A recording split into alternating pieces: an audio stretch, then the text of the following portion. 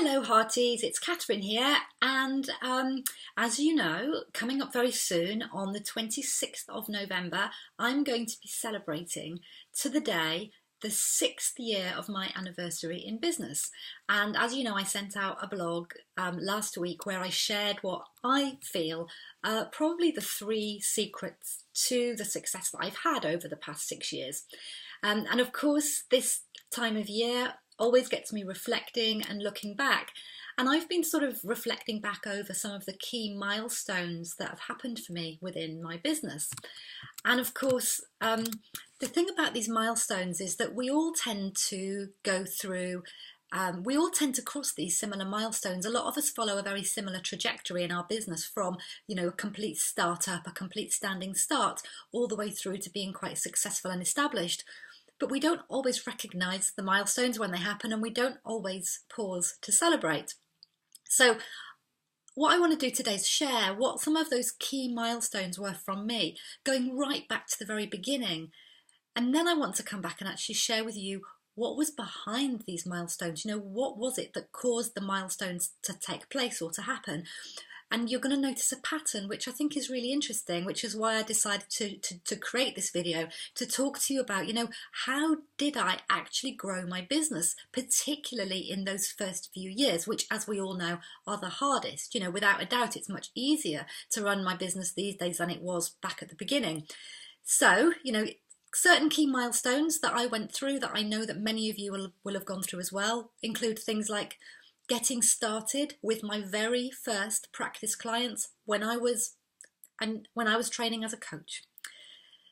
Then there was getting my very first paying coaching client, and it wasn't very much money at all. Even it was embarrassingly low. I'm not even going to tell you how little it was, but it didn't matter. That was a huge moment for me to actually be getting paid for my coaching. Then there was running my very first workshop to teach heart-centered business owners how to sell with authenticity. Another big milestone for me was getting my first few very strong testimonials for my one-to-one sales mentoring and my VIP days. They went on my very first website, and I know they gave me a lot of credibility and really helped me to grow my business.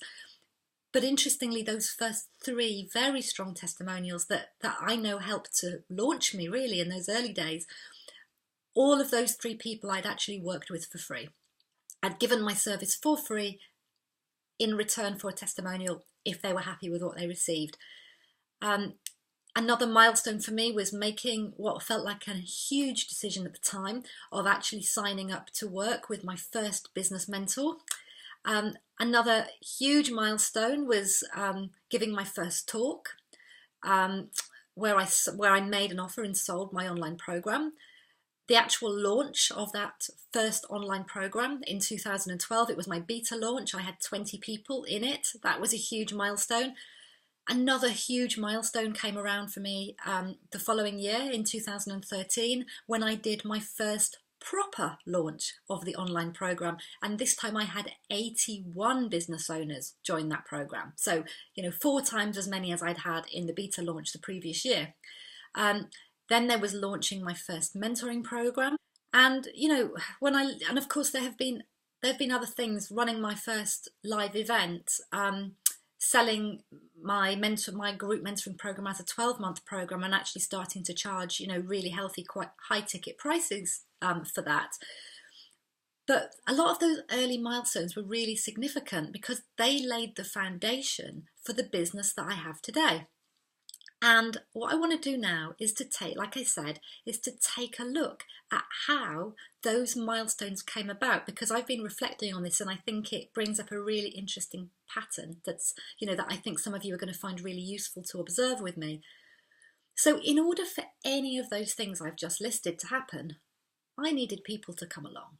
Whether it was practice clients or people for free for my in return for testimonials, or running my very first workshop, or selling my first online program, I needed people to come along and listen to what I had to share and ultimately buy from me. And so effectively what we're talking about here is marketing. I needed to market myself. I needed to make people aware that I existed and that I had something to offer. So where did these first people come from in my business? Well, that's what I'm going to share with you now. So first of all, working for free with my very first practice clients while I was qualifying as a coach, a long time before the business in this incarnation existed. Back then, what I did was I emailed every single contact that I could think of.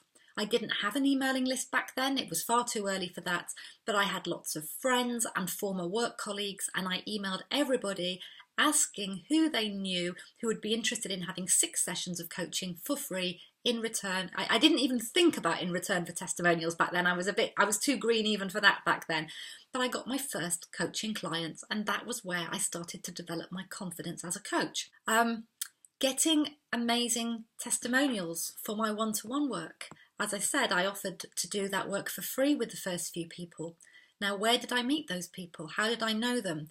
Well, out of those 3 people, 2 of them I had met at business conferences, 2 completely different business conferences, and one of them was actually inside a mentoring program with me, so was like a peer on that journey of mentoring.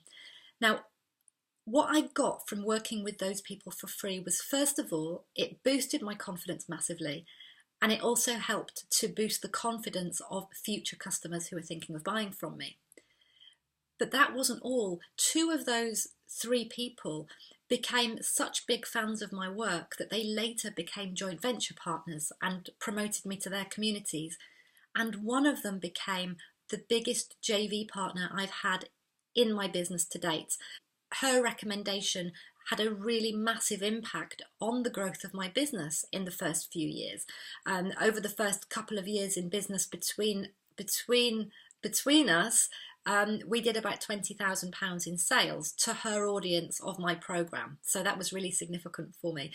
And I say this because so many of my clients, I know, sort of turn their noses up a bit at the idea of working with people for free at the very beginning. And I'm just sharing what worked for me. You know, it worked really well for me because it paid for itself in many different ways over and over again. Signing up to work with my first business mentor, I went to a business conference in late 2011 and she was a speaker. And, you know, I took the call to action and I went up to the back of the room to sign up. And that, again, was the beginning of a really valuable relationship in my business. Doing my first beta launch of my online program back in 2012, how that came about was that I had actually been gifted a networking group by a friend and contact of mine who was moving away from wanting to run it but had 300 members. And so I took over the group, I went along, I gave my first talk, I made the call to action, and I sold 13 places on that first program. I then went and gave a talk. Interestingly, it was one of the ladies I'd done the work with for free that I've already mentioned, invited me to go and give a talk. I turned up at the talk. My heart sank because there were only 4 people in the audience, and I'd driven an hour and a half to get there. There were 4 people in the audience and 3 people involved in running the event, and I sold 6 places on my program that evening. Again, which just goes to show to not turn your nose up at these opportunities that might appear to be small at first, because you just never know what they're going to lead to. My first ever workshop that I ran was actually in 2010. I'd signed up to do a coaching course, a coaching qualification. And through being one of his students and also joining a sort of small business mastermind that he ran, I got to know the founder. Now, these days, he's a very good friend of mine, but back then he was just the person who ran the coaching school. And I was, you know, in the early days of building a relationship with him. And I think, you know, he obviously believed in me enough that he agreed to email his mailing list of qualified coaches and invite them to come to a one-day workshop with me. So he emailed his community. He sold the tickets for me, £47 per ticket. We had 13 people come along. We took off the cost of the venue and we split the difference. And it wasn't the most profitable venture ever, but again, it got me started. So that was actually, although I didn't recognise it at the time, was my first ever joint venture. And I then went and did similar joint ventures with other small organisations, and that got me started with my workshops.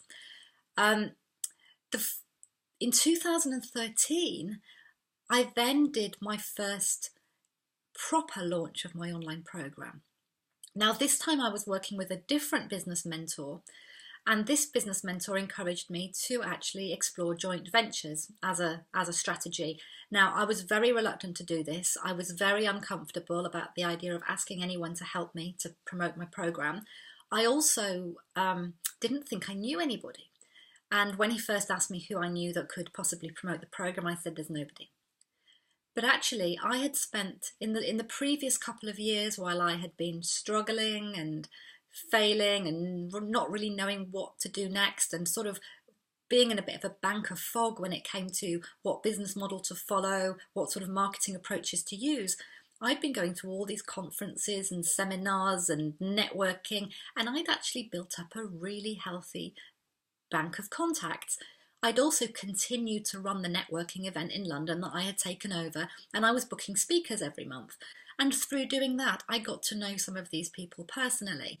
And so when it came for me to actually explore this joint venture strategy, I was surprised to find that I did have quite a strong list of people. And so in that launch in 2013, I sold 81 places on that program. And so,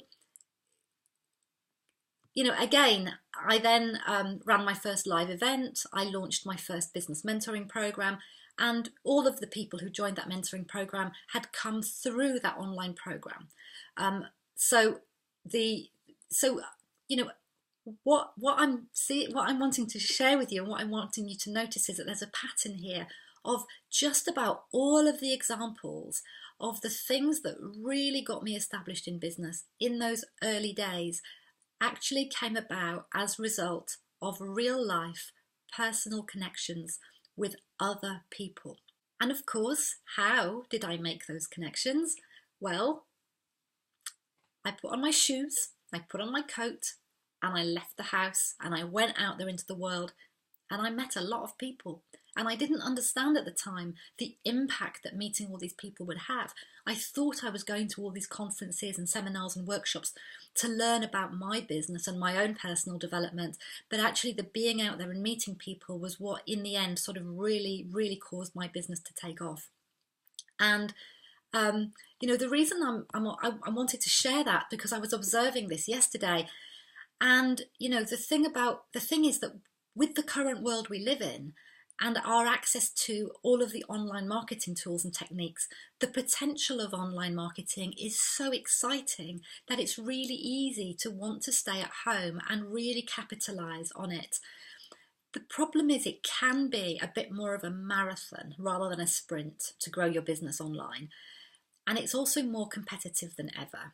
Now, the thing is, I have now shifted to a fully online business model. And so I am now marketing my business online.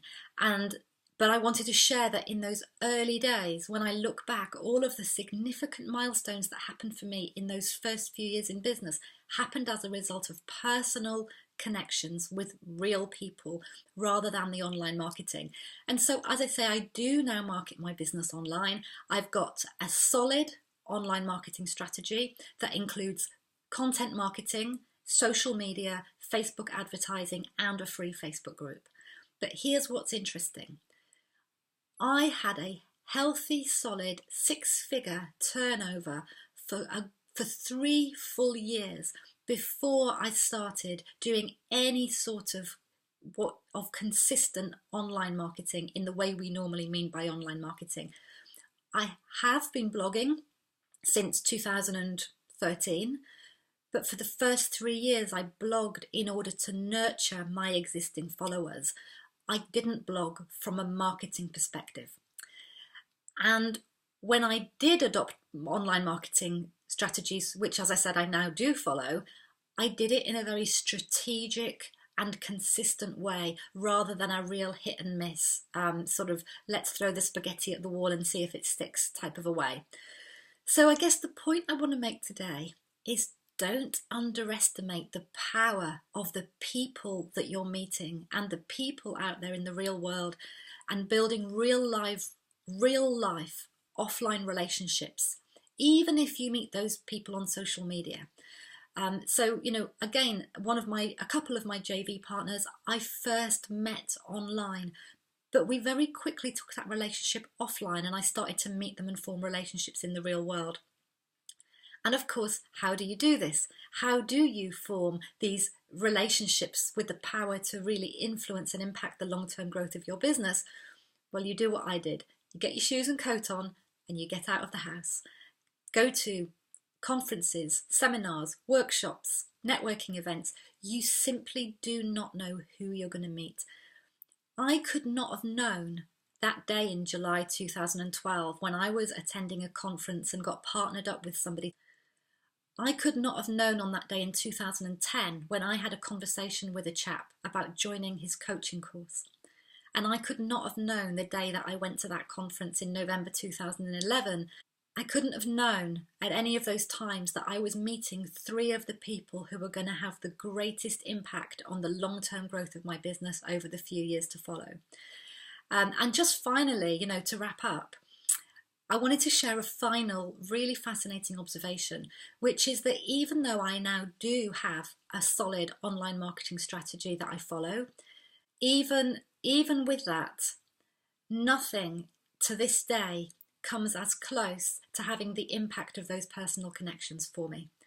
And that might well change over time, but even in my recent launch of my online program, which was a record launch for me, 74% of all the people who joined that program came as a result of a recommendation, either from a former client or from a joint venture partner. So in other words, 74, I can't say that today, 74% of all the people who bought as a result of a direct recommendation from somebody else.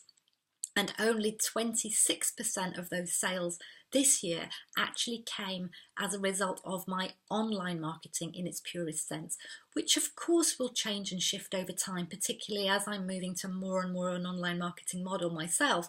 But I just wanted to share that. Don't underestimate the power of people. And of course, I've got my live event coming up soon on the 25th and 26th of November.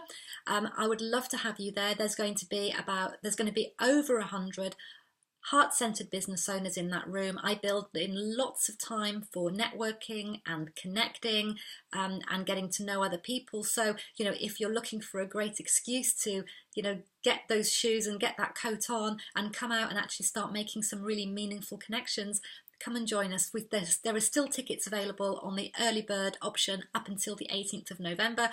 I really hope to see you then. Lots of love to you. Bye-bye.